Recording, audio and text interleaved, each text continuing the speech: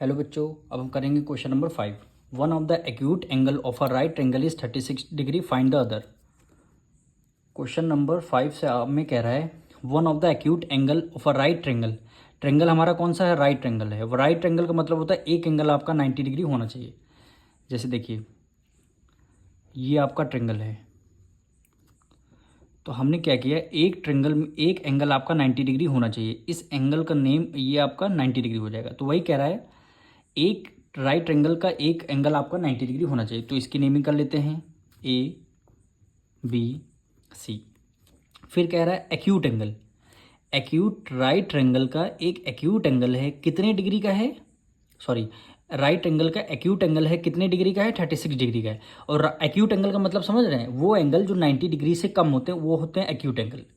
जो angle 90 degree से कम होते हैं वो एक्यूट एंगल। अब 36 90 डिग्री से कम है तो ये क्या हो जाएगा? एक्यूट एंगल हो जाएगा।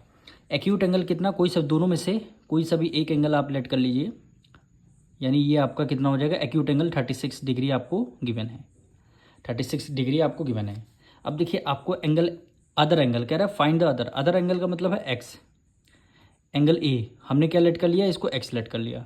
अब एंगल बी आपका 90 डिग्री का है, एंगल सी आपका 36 डिग्री गिवन है, आपका एंगल ए फाइंड कर लेंगे आप। तो यहाँ पे लिखेंगे लेट द अदर एंगल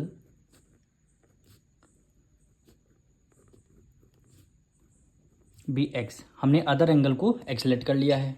अब ट्रायंगल के तीनों एंगलों का सम कितना होता है? 180 डिग्री होता है। तो यहाँ पे लिखते हैं angle A plus angle B plus angle C. तीनों एंगलों का सम कितना होता है? 180 डिग्री। कौन सी प्रॉपर्टी से? एंगल सम प्रॉपर्टी, यानी एंगल सम प्रॉपर्टी, यानी क्या हो जाएगा? Angle sum property. ठीक, एंगल ए हमें निकालना है, यानी एक्स की वैल्यू हमें निकालनी है, तो एक्स कर लेंगे, प्लस एंगल बी की वैल्यू हमें 90 डिग्री गिवन है, प्लस एंगल सी हमें कितना गिवन है? 36 डिग्री आपको गिवन है, इक्वल टू 180 डिग्री।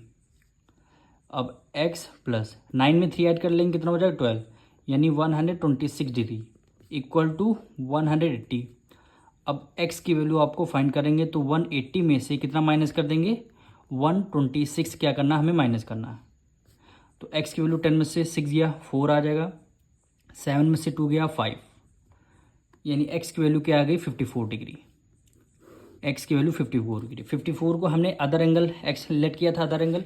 तो यहाँ पे लिख लेंगे द अदर